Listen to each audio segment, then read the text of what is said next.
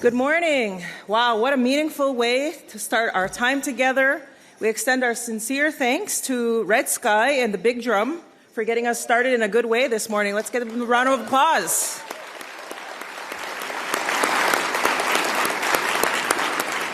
Their performance is a reminder that culture is not something confined to history. It is alive, it's evolving, and helping shape the path ahead. As we gather at the First Nation Major Projects Coalition Conference to discuss major projects, investment, opportunity, we should also remember that lasting progress is built on a strong foundation, our identity, story, community, and connection to the land. So thank you again, Red Sky, for setting the tone for the important conversations ahead. Now, if everybody can please rise, if you can, for the official procession and arrival of the royal parties. His Majesty Josi Leruo Molotheri and Te'eri Kinua Waihono I Etepo.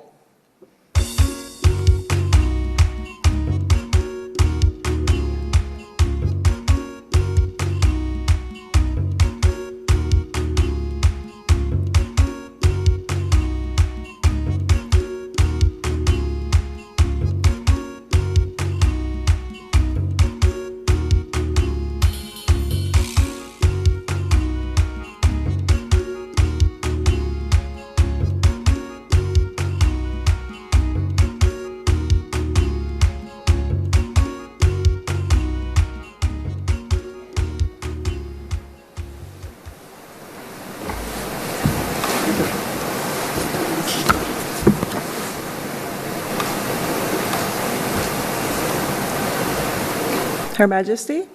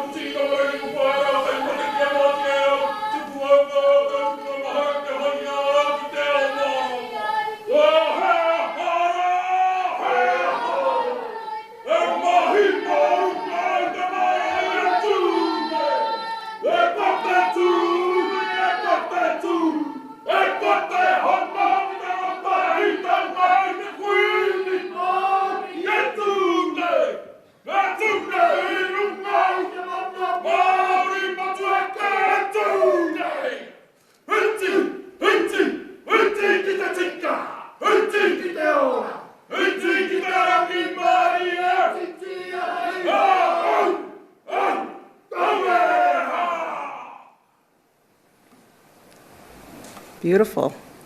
Let's give them a warm welcome.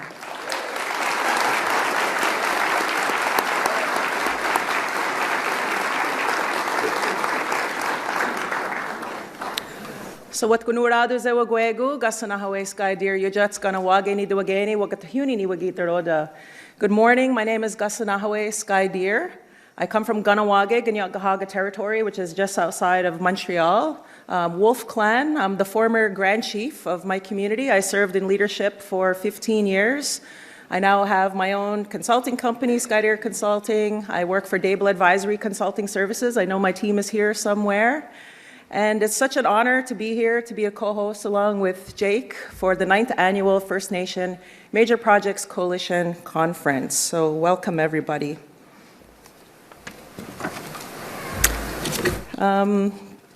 So before I turn it over to Jake, this year's theme, the next 7 generations, our shared future, it asks us something important of all of us. It asks us to look beyond immediate gains, beyond quarterly thinking, and beyond short political windows.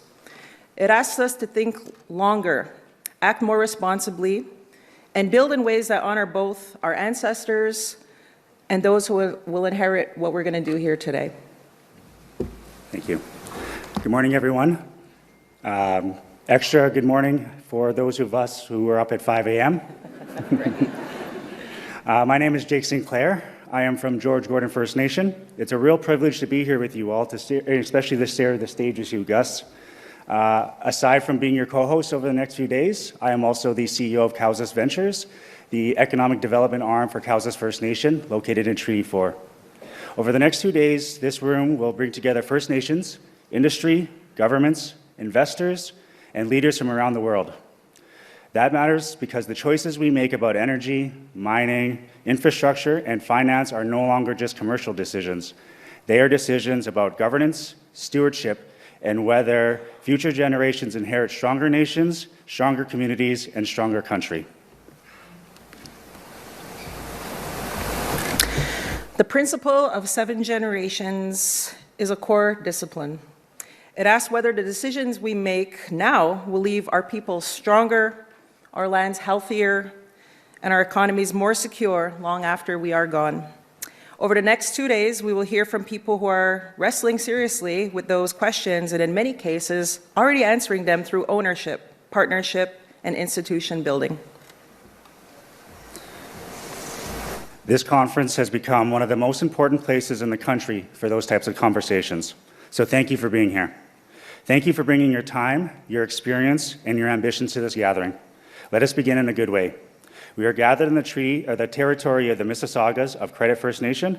Before we begin our official program, we're honored to welcome the Mississaugas Credit Councillor Jesse Herkimer to offer his opening remarks. Please join us in welcoming Councillor Jesse Herkimer.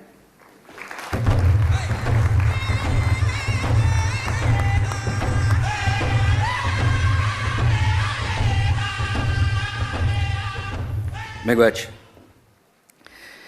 Good morning. It was early, 5 o'clock. The Mississaugas of the Credit are descendants of the River Credit Mississaugas and Ojibwe Nation. Since time immemorial, my ancestors have occupied approximately 4 million acres of land across southern Ontario. We are the treaty holders of this territory and the signatories of Treaty 13 of 1805. And the nation behind the Toronto Purchase of 2010. These are not symbolic agreements. They are binding agreements that continue to carry legal, political, and economic obligations today. My name is Jesse Herkimer, and I serve as a councillor for the Mississaugas of the Credit First Nation, where I carry the responsibility of wealth creation in this role. But I want to be clear from the onset, I am not just here to speak as a councillor. I'm here as a First Nation person whose people's rights, have often been leveraged for corporate gain without full recognition, without equity, and without true consent. Over the next few days, you'll hear a lot of language around projects, partnerships, investments, and opportunities. But I wanted to challenge you of something that often goes unspoken in these spaces. We're frequently categorized as nations, stakeholders, and rights holders.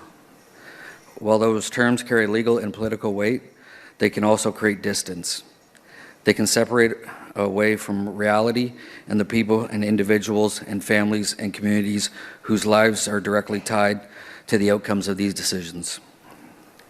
The English language does this very well. It creates separation in humanity.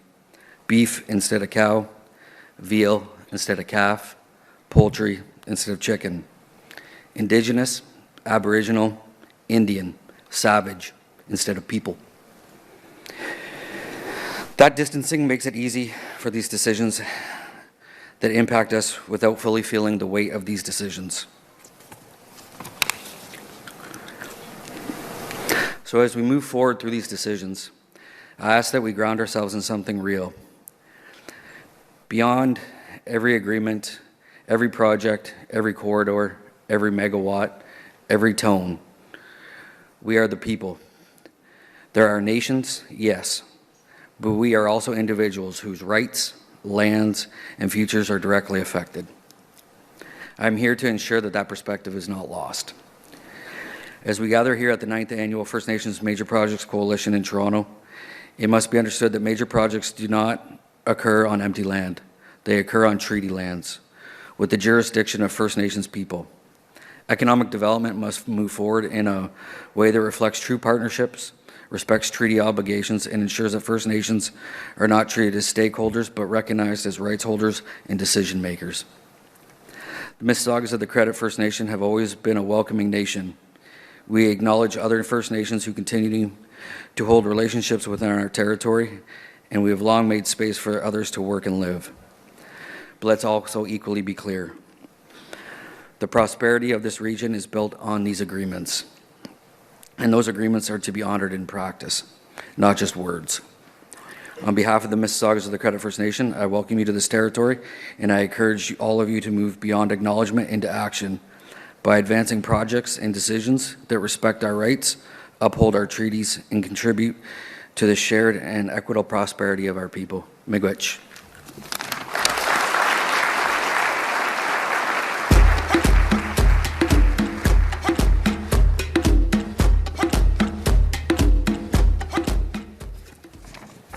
All right, thank you, Councillor Herkimer, for opening our day and welcoming us to your territory. So as we begin our cultural protocols and opening remarks, it is my honor to welcome National Chief Cindy Woodhouse Nepinak of the Assembly of First Nations. National Chief Woodhouse has been clear and consistent in calling for First Nations to be recognized not only in rights, but in power, in ownership, and in the shaping of Canada's economic future. Her leadership speaks directly to the purpose of this conference, so please join me in welcoming National Chief Cindy Woodhouse Nepinak.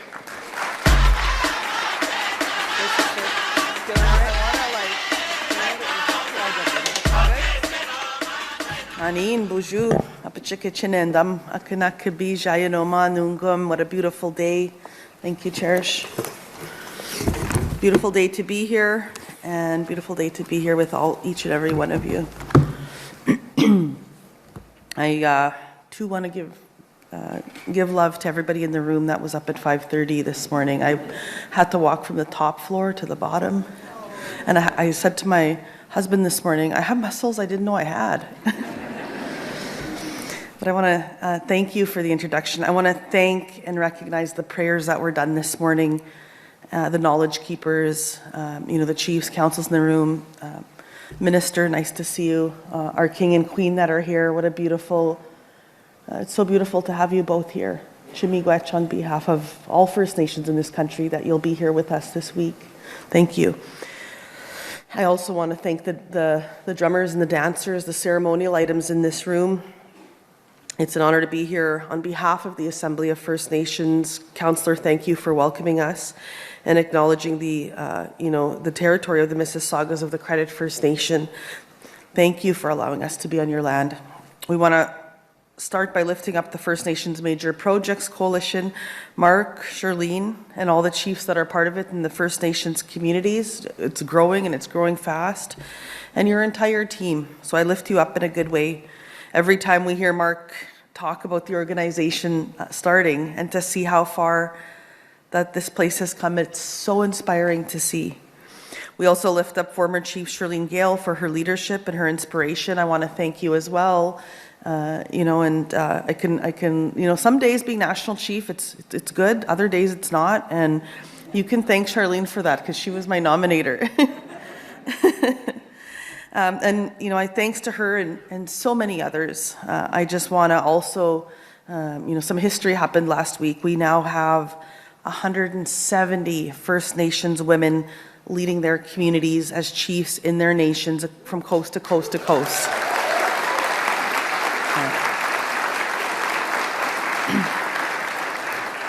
And I also, I'd be remiss if I didn't acknowledge, of course, we are blessed to have strong leadership right here in Ontario. Ontario Regional Chief Benedict is right here. He'll be speaking shortly, and I want to thank you for your commitment on our executive table, and he's always so thoughtful and so balanced, and I appreciate you so very much for that.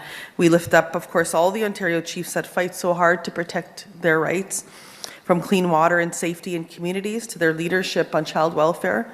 There's so many things that we could list. Chief Benedict and of course all the chiefs, we can't thank you enough. What an amazing conference that you have assembled here again this year. Thank you for your commitment to keeping this dialogue going in the times such as this. The planners wanted me to open up things by framing a broader conversation on First Nations leadership, economic partnership, and prosperity. So I'll start with a few words about First Nations leadership. particularly as it relates to the unity and the sovereignty of this country. For me, earlier in 2026, at the start, we started it in the Arctic, on the traditional territories of the Dene peoples. We lift up Regional Chief Mackenzie and the chiefs in that region for their leadership. We talked about many challenges while we were in the Northwest Territories, including the sovereignty of this beautiful country in the Arctic, that it can't be taken for granted. We talked about the sovereignty of our eastern neighbors, the Greenlandic Inuit. We condemn President Trump for his reckless threats to control Greenland and reaffirmed our resolve to protect the North, because we know it will be our people that will be on the front lines. Since January, we have also been to Alberta a few times to support our leadership there, our First Nations there. They are standing up for their nations and their sacred treaties, and they are standing up for Canada at the same time. We are so proud, and we congratulate the chiefs on their recent court victory regarding the current Alberta separation petition. All Canadians can be proud and be thankful for that.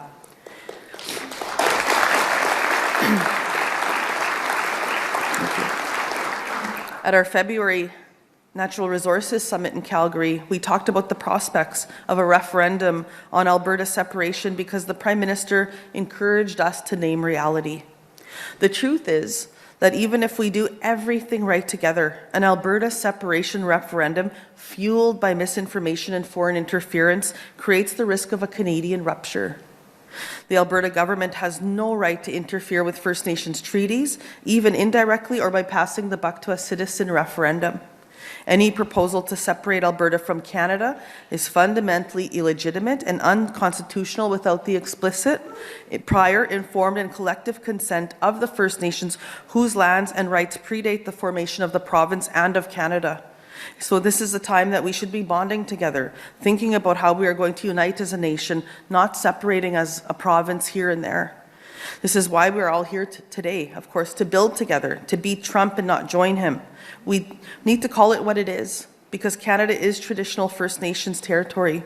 Our people have been here from the beginning. Albertans need to know that if they vote to separate from Canada, that they're not taking the land with them.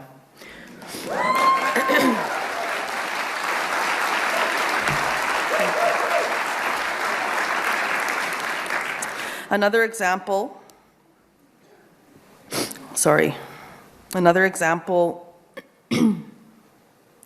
I'm so sorry. Oh my goodness, what a morning. Another example that we have to talk about this week, and I wish we weren't talking about it, but it's the First Nations leadership in British Columbia and their fight against their provincial government misguided efforts to roll back on First Nations rights in that province. We lift up Regional Chief TG and all the British Columbia chiefs that have been standing up. By standing up for the United Nations Declaration on the Rights of Indigenous People, BC chiefs were standing up for unity. If the BC government had gone the other way, things would have been very different today. Our conversations this week would have been very different. My talk would have been very different. But we stand here hopeful because the history of the Crown First Nations relationship demonstrates that we have overcome great odds to protect our rights, our lands, our resources, and our waters. Our ancestors welcomed settlers to these shores. We are fundamental partners in this country. Chiefs are leading the way. First Nations are leading the way. You are all leading the way. We also have learned through hard experience that if we don't protect ourselves and we don't mobilize to protect our rights, no one else is going to come and do it for us. Nothing has been given to us and we can't go back. Thanks to the sacrifices of our ancestors and the perseverance of our people, First Nations are now starting to lead the way in Canada. We are developing strategies that reflect our priorities, our leadership, and our approach to natural resource development. Canada has identified critical minerals as a national priority to meet global demand for clean energy transition, for defense, and new technology applications. First Nations have been disproportionately impacted by these extractive activities for generations. Our water supplies have been polluted. Rights holders have been excluded from decisions impacting their lands and communities, excluded from decisions that impact our inherent First Nations and treaty rights, and excluded from revenue sharing and benefit agreements. Well, not anymore, because poverty is no longer an option. We are here to say clearly that First Nations are ready to unlock growth that will drive Canada's collective prosperity for the next century. That was true before Trump 2.0, and it's even more important now. We understand as well that it's in this critical and uncertain time in Canada's history that First Nations have always fought for Canada in difficult times. Our people were in high numbers and first at the front lines of any other group in this country to fight for this country in the War of 1812, in World War I and World War II, in the Korean War, 2 Quebec referendums, the Crees in there, and the people in Quebec, First Nations in Quebec were the front of the line on that. In Afghanistan, in the pandemic, we shared with our neighbors all around us in our communities. Now it's another one of those times. First Nations have stood shoulder to shoulder with Canadians against Trump's illegal tariffs. We support economic growth. We support prosperity for all, but not at the expense of our rights or the Crown's legal obligations to our people. The truth is that First Nations are being threatened in new ways. Canada is also at a crossroads in its relationship with First Nations, but we're not afraid of that. Far from it. First Nations across the country, we are stronger than ever, and we are all ready to work. We are all ready to work with the Prime Minister's new majority government. So let me conclude with just a couple of words about that. Because with the majority government, there are no more excuses. No more excuses to delay the First Nations Clean Water Act in Parliament. That includes source water provisions that we have been waiting for since the bill died in 2024. The Prime Minister promised it this spring. So we again call on the majority government to introduce strong First Nations clean drinking water legislation into Parliament as they had committed and as the court has ordered them to do so. We expect legislation that recognizes water as a fundamental human and inherent right, where source water protections are a required consideration in the assessment of major projects. We also call on Canada to provide clarity and engage First Nations on their new sovereign wealth fund, because First Nations' interest can't be an afterthought anymore. It is year 2026. We want to personally lift up Chief Joe Muskokoman and his leadership on this issue. And, he's been at the front line of that. And so I lift you up, Chief, for that in a very good way. And I know you have a lot of discussions ahead of you and for all of us to unite behind Chief Muskokoman. Absolutely.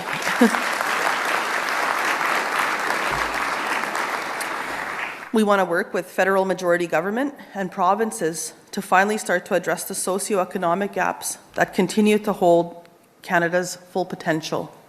The commitment we negotiated with the Prime Ministers and the Premiers to participate in a First Ministers meeting later this year dedicated exclusively to First Nations issues gives me some hope. It's not an easy discussion with the premiers last summer. Let me tell you, it was really hard to sit there and argue with a few of them. But at the end, we became friends, and they agreed to, work together towards an FMM, especially in the aftermath of Bill C-5. But in the end, of course, they all agreed to participate in the first meeting. And another, it's tough because the last meeting that we even ever talked with anybody or federal governments or provincial governments was during the Kelowna Accord, and then prior to that was the constitutional discussions in the 1980s. And so now we have a First Ministers meeting before us that was really hard fought for many years to bring that together. So I lift up all of our leadership for getting us to this point, but it shouldn't take 20 years. 25, 30 years to begin to work together and to talk about some of our issues. The Prime Minister responded, of course, in December to the request from the Premiers and from the Assembly of First Nations for this national gathering. We have been talking with elders, the AFN executive, chiefs, and leadership right across this country on the best path forward. We will meet tomorrow with Premier Ford and talk to other premiers over the coming month. Chiefs are united in saying that this national meeting can't be a one and done. Reconciliation and practical solutions can only be achieved through sustained dialogue and approaches that are guided in jurisdiction, ownership, and a shared prosperity. 20 years between meetings, as they had said, we keep hearing that from them, is so unacceptable. Chiefs have told us that seeing this gathering as an opportunity to finally discuss solutions to jurisdictional gaps that have held First Nations prosperity back throughout Canada's history. Discrimination that has denied our people the basics Canadians take for granted, such as clean water, modern homes, access to cell phones, access to the internet, access to healthcare, policing, and particularly education. Because Canada's education system was used as a tool to try and erase our cultures, take our languages, and break our spirit. Today, education must be a tool that empowers First Nations and uplifts our kids. Talking about First Nations leadership, the late Justice Murray Sinclair famously said that education got us into this mess, education will get us out. More than half of the calls to action presented by Justice Sinclair and the Truth and Reconciliation Commission were focused on education. Later today, I will meet with leaders at Canada's largest university because the most effective way to secure the future of the next 7 generations is to invest in education. First Nations are one of the youngest demographics in our country, so there's a window to engage our youth, to address chronic skills shortages in construction and fast-growing sectors like clean energy, IT, AI, cybersecurity, digital media, and health. A First Nations-led vision for skilling and upskilling youth into high-demand roles into Canada's innovation economy is needed to meet this surge and redefine First Nations education policy. After documenting the truth of Canada's horrific residential school system, the late Justice Murray Sinclair repeatedly called on us to get up and do the work of reconciliation. With the calls to action, he described the mountain to climb as the pathway to the top, but he always said that it was up to us to do the climbing. The long climb now rests with all of us, everyone in this room. No matter how big the challenge is, we must keep coming back. We must keep imagining what a world looks like where we all have medicines, we all have food, prosperity, and a safe place to live. And not just a few of us, but truly all of us. Justice Sinclair prepared us to speak about this dream many times to many different people, but most will doubt that it's even possible because we have been given the gift to do that. He told us to keep trying, to keep dreaming, because getting to the top of that mountain together is possible. We have a lot of mountains to cover, and we have a short time to make that climb. So together we will keep getting up and keep strengthening our relations together, united. We can achieve anything. So have a great conference, Chimi Gwech, and congratulations. And again, welcome.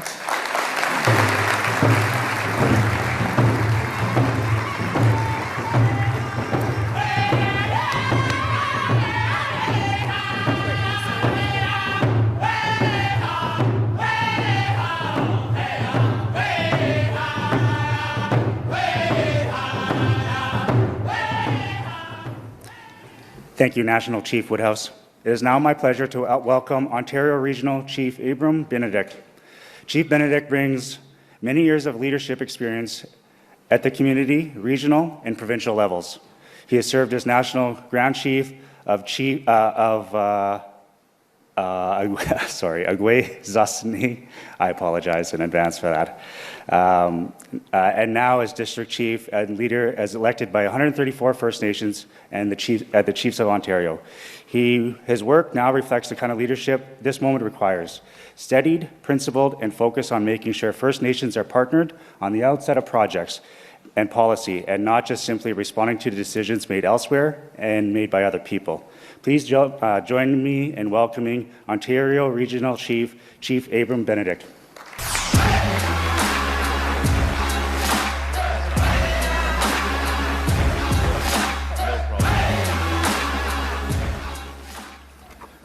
Good morning, Ani, bonjour, sego. What's going to alados? It's such a great pleasure to join all of you this morning. I was going to say, is that my AI bio that he read this morning? But I don't think that it is.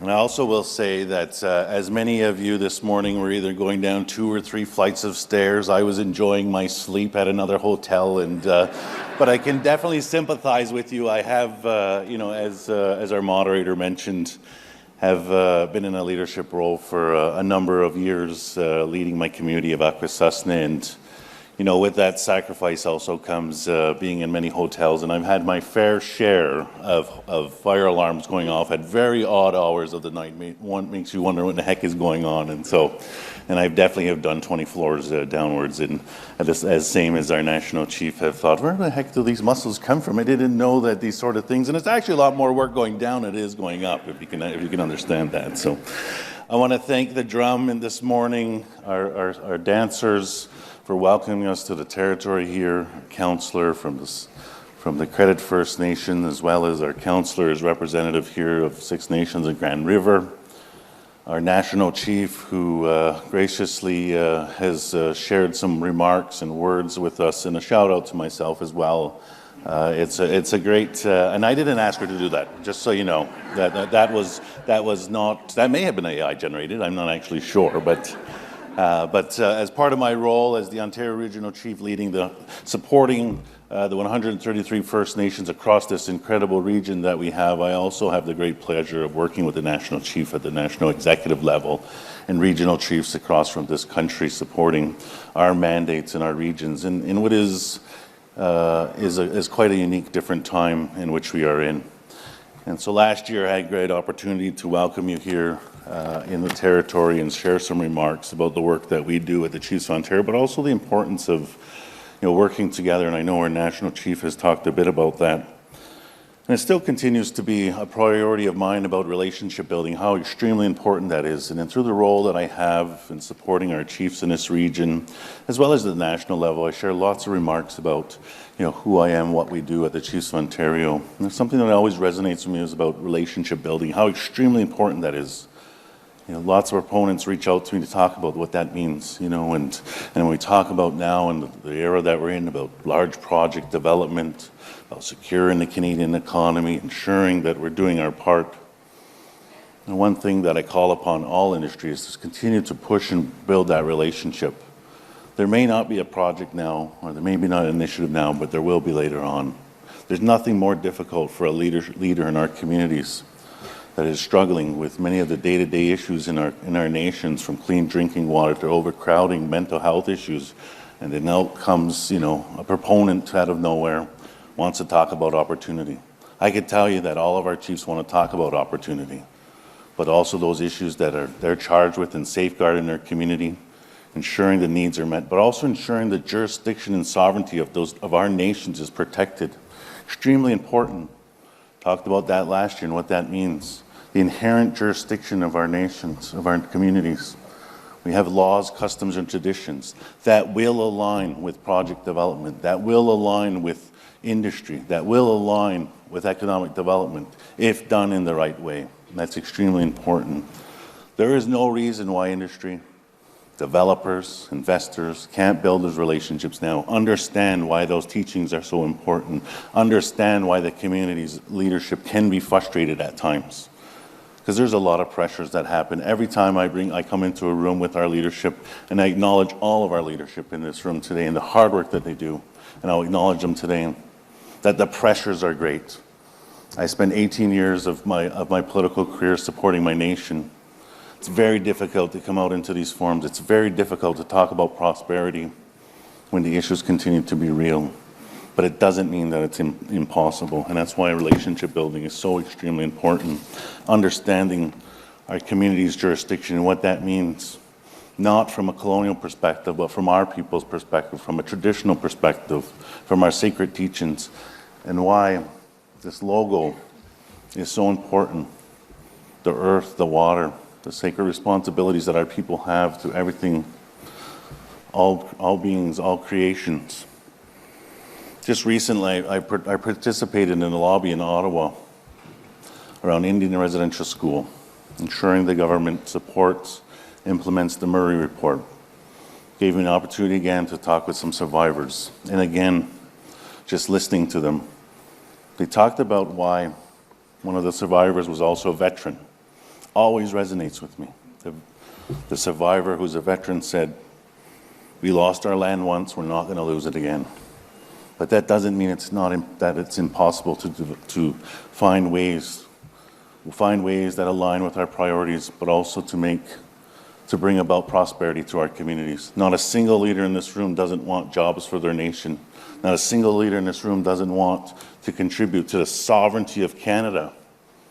When you look at the map, Canada's focused on development in the north.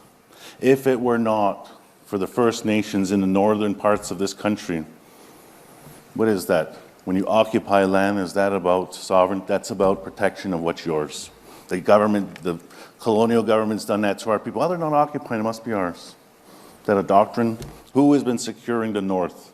since time immemorial is the First Nations people, and they'll continue to do that. So treat them and respect them, because the threats that exist in the North, the only reason that there continues to be the exercise of jurisdiction and sovereignty in the North is because of our nations. In closing, I'd like to say that times will continue to be challenging. As the National Chief said, we now have a majority government. We call upon them to continue to advance and acknowledge and support the jurisdiction of our communities, but also to all industry, to do our part to ensure that what we see on that screen, that green earth, clean water, continues to be there for the next 7 generations, not only for our people, but for us together as humanity and our responsibility all together. So with that, thank you so much. I welcome each and every one of you to this to the 9th annual conference here, and I look forward to today's discussions and tomorrow as well. Yawangoa.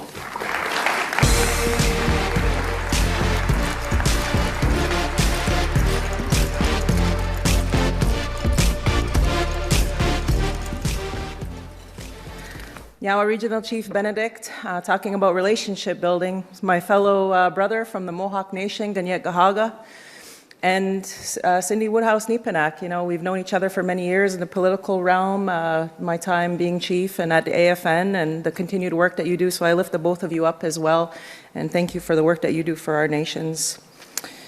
So we are now pleased to welcome the Honourable Tim Hodgson, Minister of Energy and Natural Resources Canada. This discussion taking place at the conference sits directly at the intersection of Indigenous ownership and rights, resource development, infrastructure, and national economic policy. We are grateful that the Minister is here to be part of that conversation. Please join me in welcoming Honourable Tim Hodgson.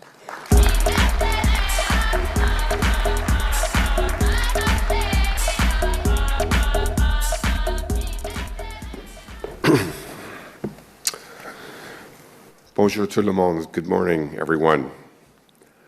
As others have done, I'd like to begin by acknowledging that we're gathered on the traditional territories of the Mississauga of the Credit, part of the treaty lands of the Anishinaabe and the Haudenosaunee and the Huron-Wendat peoples. Thank you to the Major Projects Coalition for organizing this conference and the invitation. Natural Resources Canada is proud to be a supporter of the Coalition's work, and I personally firmly believe this is one of Canada's leading organizations when it comes to not only reconciliation, but how we need to move forward in this country to build Canada strong for everyone. So thank you. To start, I'd like to recognize several leaders. Chief Woodhouse, thank you for your remarks. Thank you for your call to unity. And thank you for encouraging us to have the difficult conversations we need to have. That's how we move forward together. Chief Benedict, thank you for your remarks. We will rise to the challenge. To Her Majesty, the Maori Queen, thank you for being here. To His Majesty, King of the Bafokeng Nation, thank you for being here. We hope to learn from your experiences and the journeys that you've been on in your respective countries. We know we have lots to learn, so thank you for coming and sharing with us. In particular, to the leadership of the First Nations Major Projects Coalition, Charlene and Mark, I'm proud to not only know you as former colleagues, but most importantly as friends. And what you have created here is something special. You know, that call that the chief said, where we need to have unity, but we need to have the hard conversations. You've created the place to have those conversations. You've created the organized forums on how to share learnings about how to get things done in the right way. And I can't tell you how much I know our government appreciates, but I personally appreciate what you're doing. You are making an incredible difference, so thank you. To Dave Mackay, thank you for being here. Thank you for RBC's leadership and support of the First Nations Major Projects Coalition. And to all the Indigenous leaders and partners from across the country who are building, leading, and investing in a shared economic future, thank you for taking the time to come here and be part of the journey we're all on together. I'm here today first and foremost wanting to listen, to hear how I and our government can work with all of you to build a stronger, more prosperous, and more inclusive Canada. You likely all know our government is focused on building major projects. But what must be mentioned at the same breath is that we believe these projects work best and succeed when Indigenous groups lead, when they invest, and they share in the values of the projects that we're creating. Our spring economic update this week was called Canada Strong for All. And there is no all without Indigenous peoples. We understand that. That's why the economic update announced nearly $4.3 billion to empower healthy, thriving Indigenous communities. It bolstered funding for food security in the North. It doubled down on access to safe and affordable housing for Indigenous peoples, as well as culturally appropriate education and health care, as we heard. That is really important. Additionally, it provided $84 million over 4 years starting next year to extend Natural Resources Canada's Indigenous Natural Resources Partnership Program, funding that will help Indigenous communities and organizations meaningfully participate in natural resource projects, including major projects. Every single one of these efforts are major building projects. Another key measure in our nation-building effort is the Canada Strong Fund, Canada's first national sovereign wealth fund. And yes, we have work to do, and we will make sure Indigenous participation is part of that. A sovereign wealth fund is essentially a national savings investment account designed to grow the wealth for future generations, all generations. The fund will invest in key Canadian projects and companies, creating jobs, supporting innovation, and making Canada more competitive. Many of these projects will be in the energy and natural resources space. In order to move forward energy and resource projects in a way that is positive and lasting, we must fundamentally reshape how the federal government works alongside First Nations and Indigenous peoples, and we will rise to that challenge. We must not only recognize rights, but ensure meaningful participation. We must not only remove barriers, but actively advance ownership, equity, and long-term benefits for Indigenous peoples. Our flagship effort is, of course, the Indigenous Loan Guarantee Program, which, quite frankly, would not exist without the guidance and advocacy of the First Nations Major Projects Coalition. So thank you for your leadership in making that happen. Last fall, we updated the program to support Indigenous investors in greenfield projects for the first time, which will generate economic prosperity for future generations, as well as provide loan guarantees to support debt financing for Indigenous-led projects. This builds upon previous enhancements, including doubling the size of the program from $5 billion to $10 billion, and expanding eligibility of projects to sectors beyond energy and natural resources. This winter, the program announced its second loan guarantee, which supports an investment here in Ontario by two First Nations for nearly a 20% stake in Hydro One's Chatham to Lakeshore transmission line. And just last week, I announced federal approval of the project that received the federal government's first loan guarantee, an investment by 38 First Nations in British Columbia for a 12.5% stake in the Enbridge West Coast pipeline system. Projects like these provide a blueprint for moving forward. But government must do more than do loan guarantees. We must build meaningful consultation into our processes from the very beginning. That's why we continue to improve and expand our Indigenous engagement at the Major Projects Office. In particular, that means working with the Indigenous Advisory Council to ensure that First Nations, Inuit, and Métis voices shape decisions at the highest levels of our government. This is about more than individual projects. It's about a future where prosperity is shared fairly, felt broadly, today and tomorrow. It's about energy resource projects creating long-term revenue and stable jobs where they are happening and giving every community the capacity, the ability, and the agency to invest in housing, services, language, and culture on their own terms, with their own sovereign revenues. To conclude, I want to thank the leaders gathered here today for their tireless work to change this country for the better. The Canadian government is committed to doing this with you, hand in hand. Together, we can and will unlock opportunity. We will strengthen communities and build a prosperous future for First Nations and all of those who call this land home. Thank you very much. Merci beaucoup.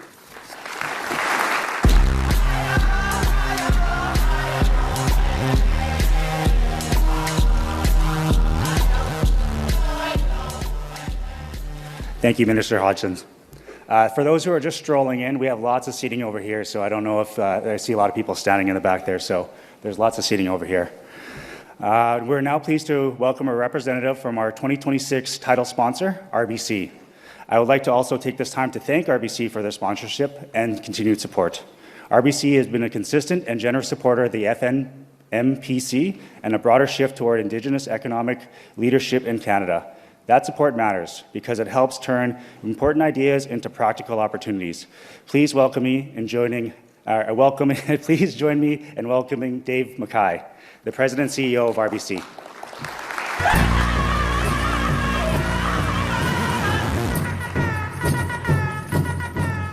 Well, good morning, everyone. I didn't have to wake up at 5, so I should be really on this morning. It is great to be here with you again this year. And it's a pleasure, maybe more than a pleasure, it's an honor to be among so many inspiring leaders. The last time I was on this stage was the day that we had Canada's most recent federal election. And what has become a theme of these times, a lot has changed since then. War, technology, disruption, new trade partnerships, and a renewed focus on sovereignty and security are just a few of the forces that are reshaping our markets. Across the globe, countries are building competitive advantages and diversifying their economies by making investments in infrastructure, streamlining regulations, and finding new ways to attract capital. Here at home, Canada is embarking on a once-in-a-generation opportunity, an opportunity to stake its claim as the world's premier destination for long-term investment. And to deliver on this ambition, the country needs $1.8 trillion in capital investment over the next decade to meet its economic potential, which includes financing major projects. This is a daunting number, but the good news is that global investors are increasingly signaling confidence in Canada. Foreign direct investment is at its highest level in over a decade. And perhaps most importantly, I'm seeing alignment across government, business, and Indigenous partners in this room to set big goals and to get big things done together.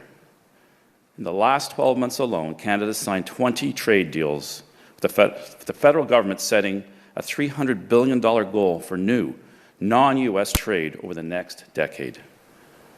There's the launch of the Major Projects Office, which has referred 17 projects worth $126 billion for approval, and Canada's first National Sovereign Wealth Fund announced just a few days ago.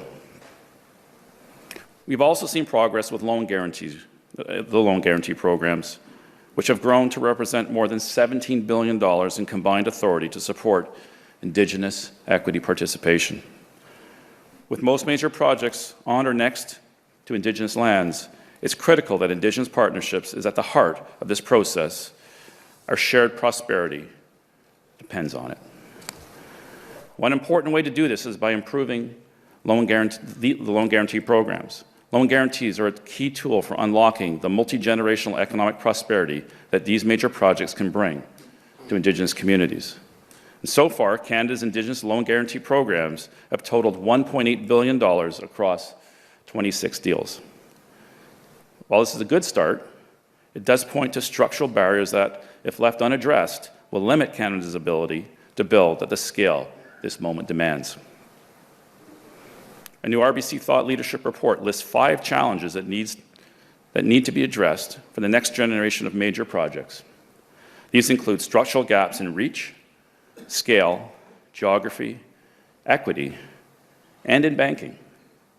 Only 8% of Indigenous businesses use institutional loans as their primary financing source, with loan approval rates running far lower compared to non-Indigenous businesses.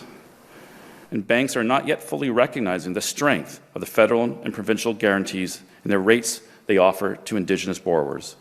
And in some transactions, spreads of up to 50 basis points persist, even under loan guarantees. The reality is that banks are still learning how to offer, but we believe they can play a meaningful role in improving Indigenous equity participation in major projects as they continue to learn. At RBC, we know that Indigenous finance transactions require specialized expertise, financial strength, and scale, and we're striving to build our bank to better meet these needs. Today, I'm pleased to share that RBC will be launching an Indigenous advisor and finance practice within our RBC Capital Markets business. This new practice will offer specialized expertise and capabilities to Indigenous nations as they build lasting economic prosperity. This will include expanding access to capital for Indigenous-owned major projects and other investments through advisory services, financing, and capacity-building initiatives. As one of its first steps, the practice will launch a series of finance leadership circles across Canada. This will be run in collaboration with Indigenous partners and is designed to support Indigenous nations in building financial management and governance expertise, sharing best practices, and unlocking new pathways to capital. With the creation of this specialized practice, we're acting in a pivotal moment for Canada while reaffirming our commitment to reconciliation, including the TRC's call to Action 92 for Corporate Canada. As part of these efforts, RBC published our first Reconciliation Action Plan last June, and we've since made progress on nearly half of our commitments, which include financing projects with Indigenous participation, better integrating environmental and social considerations in our lending decisions, and expanding access to no-cost banking accounts for Indigenous people. At RBC, we're proud of our long history of Indigenous partnership. We've been working with Indigenous communities for decades to help drive inclusive economic growth, create positive social change, and advance reconciliation. And much of this work is driven by our invaluable partnership with the First Nations Major Projects Coalition, and why we are so pleased to extend our title sponsorship of this conference into 2027. RBC's approach will continue to, thank you.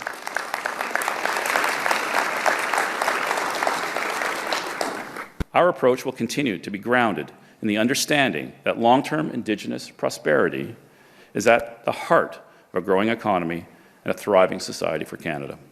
And together with Indigenous peoples and communities across Canada, we will continue to work together on a shared journey to build a more competitive, resilient, and future-focused economy. Together, we can create a future we can all be proud of, one that creates lasting benefits for today and for the next 7 generations. Thank you very much for inviting me today. I look forward to the conference over the next few days. Thank you, and have a wonderful, wonderful couple of days.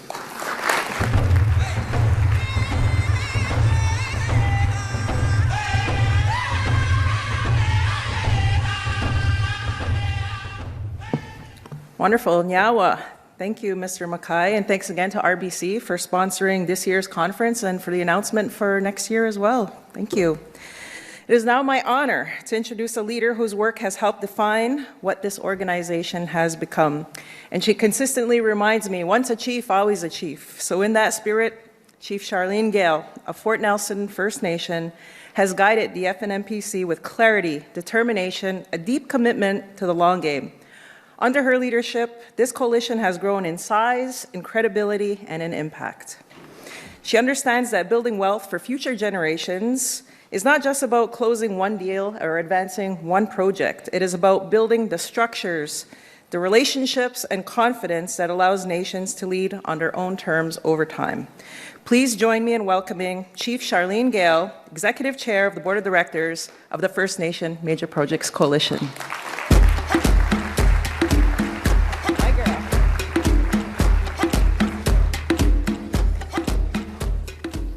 Good morning, everybody. Gone Nazu.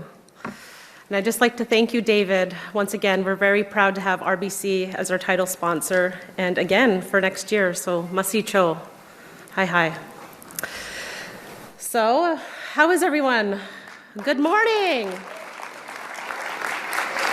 On the count of three, I want to hear it. 1, 2, 3. Good morning.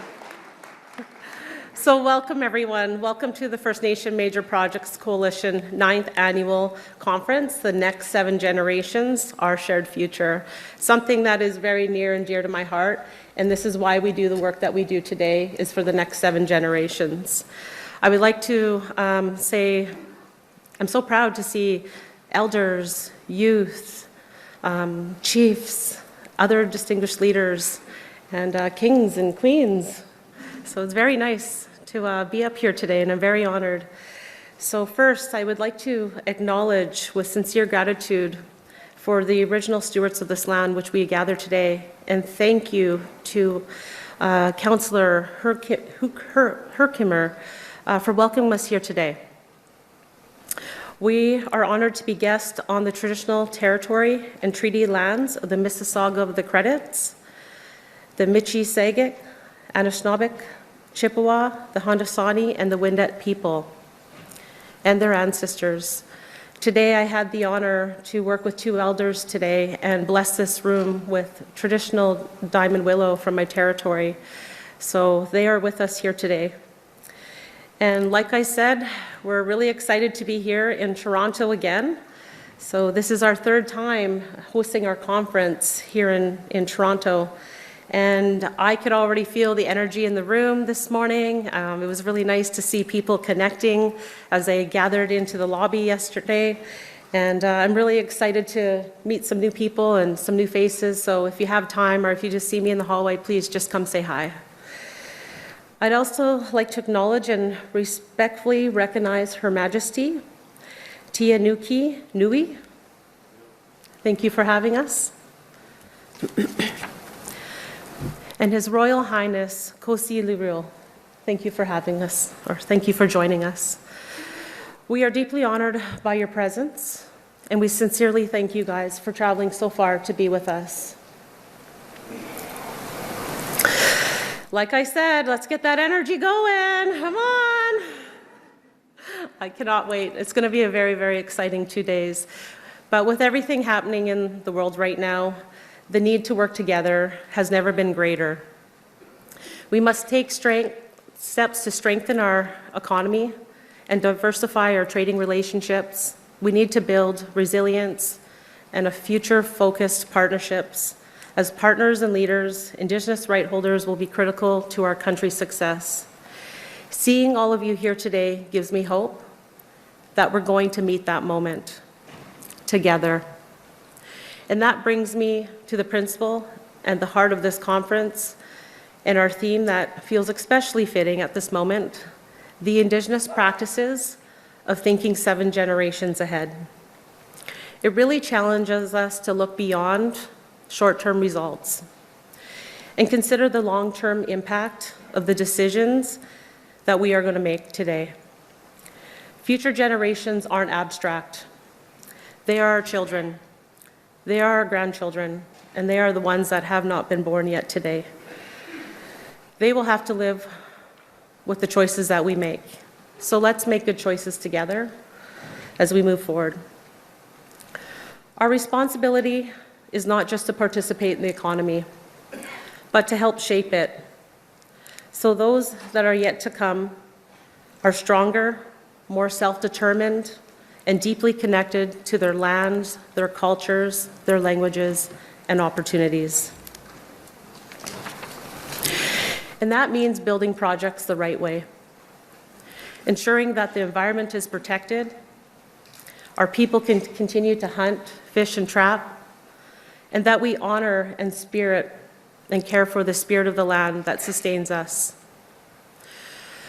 I had a couple great days before I came to the conference, and I spent some time on the land with my family, and it truly is grounding. It truly is peaceful just to be out there. Over the next 2 days, you'll hear from Indigenous leaders, industry representatives, and government officials about the economic and commercial value of reconciliation and Indigenous partnership. You will hear about the valuable role right holders play in capital markets, export markets, natural resource development, and some of the discussions that happen in the boardroom, and how we can replicate those successes here and globally. You'll hear stories and insights that demonstrate the tangible value that Indigenous people bring to projects, communities, and the market here in Canada and internationally. There will be real examples with real impact, showcasing Indigenous partnership and leadership. I'm confident that you will leave this conference inspired by the fresh ideas and motivated by a shared vision of what true reconciliation can achieve.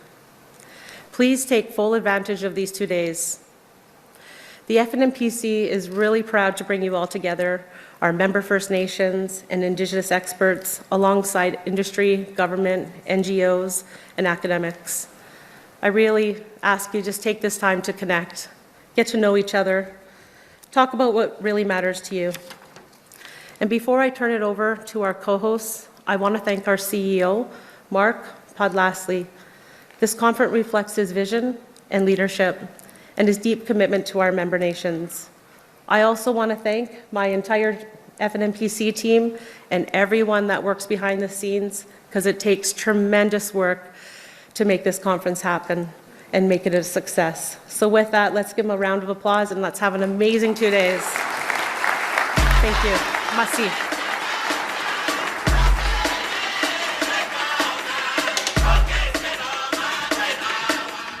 Thank you, Charlene, for everything that you do. It is now my pleasure to welcome the man who's been working day and night to make this conference a reality. Mark Podlasly, the CEO of FNMPC, is one of the most consequential voices of our time. A visionary builder, Mark has been with the FNMPC since the very beginning with his good friend and business partner, the late Nilo Edwards. Both of them worked tirelessly towards the growth of First Nation economic participation in Canada. Together, they have helped move the conversation from aspiration to execution by focusing on the practical tools that nations need to secure ownership, influence, and during durable economic times. Mark is the driving force behind this year's program, bringing together the builders from around the world to ensure that these conversations are inspiring, forward-looking, and worth the moment. Mark brings strategic insight and a deep understanding of capital and governance, and clear belief that the future of major project development in Canada will be stronger if it is built with First Nation as business partners from the start. Please join me in welcoming Mark.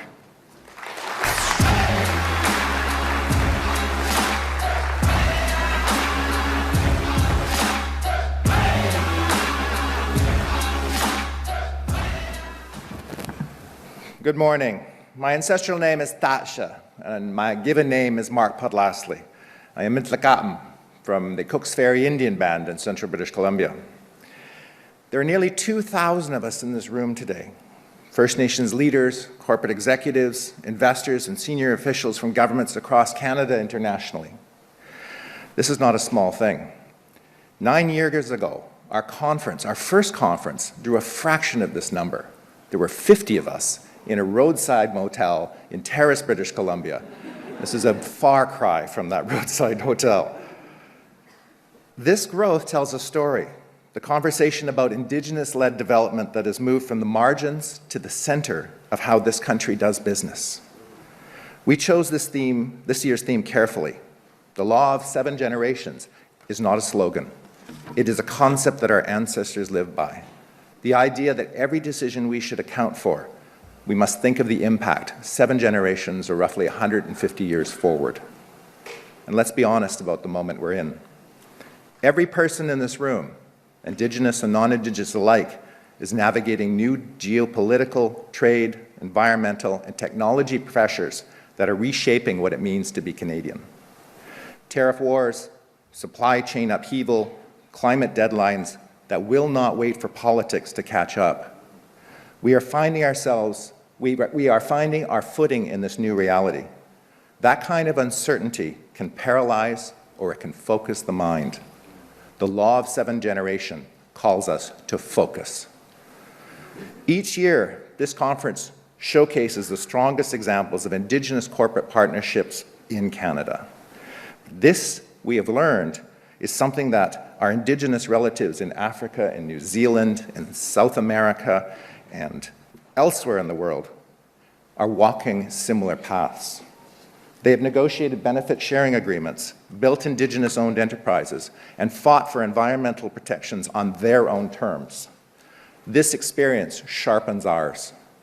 And this is why this year we have invited Indigenous leaders from around the world and partners from several countries to share what they have built and what they have learned. I want to say something about generosity. At FNMPC, we have seen it time and again the willingness of Indigenous peoples, no matter where they are from, to share knowledge and open doors for one another. Our international guests have traveled a long way to be here. They bring ideas and experience that will sharpen our nations here on Turtle Island, just as we hope that what we share here returns home with them. We greet them warmly and with open hearts. Over the next 2 days, we will hear from First Nations who are leading major projects, from companies that have built real partnerships, and from governments working to get policy right. Some of these conversations will be uncomfortable, and that's good. We have seen the old way of doing business, where Indigenous people bore nearly all the environmental and social risk while capturing few of the benefits. This era is ending. We recognize the external pressures. We see the time-bound opportunities, and we understand that this conference has made clear each year that Indigenous people are owners of our lands, our resources, and our economic futures, and we will not be passive participants in someone else's economy. That distinction changes everything. It changes how projects get designed, who sits at the table, and who benefits from the work that is done. Look around this room. This is the future of what development looks like. Not industry on one side and Indigenous nations on the other, but partners sitting together, building together, and sharing in what they build. Every agreement negotiated here, every handshake, every hard conversation that leads somewhere real, these are the foundations of a new economy. One that is fairer, one that is smarter, and one that our grandchildren will not have to apologize for. Our ancestors kept this land for us. They made decisions with us in mind long before we were born. We owe the same to the generations that are coming after us. So let us do the work over these next 2 days. Let us be bold enough to demand real partnerships and be generous in how we build them. Let us make this conference where the next chapter of Indigenous-led development gets written, not in theory, but in deals signed, in ground broken, and in communities transformed. The next 7 generations are watching. Let's make them proud. Kukstem. Thank you.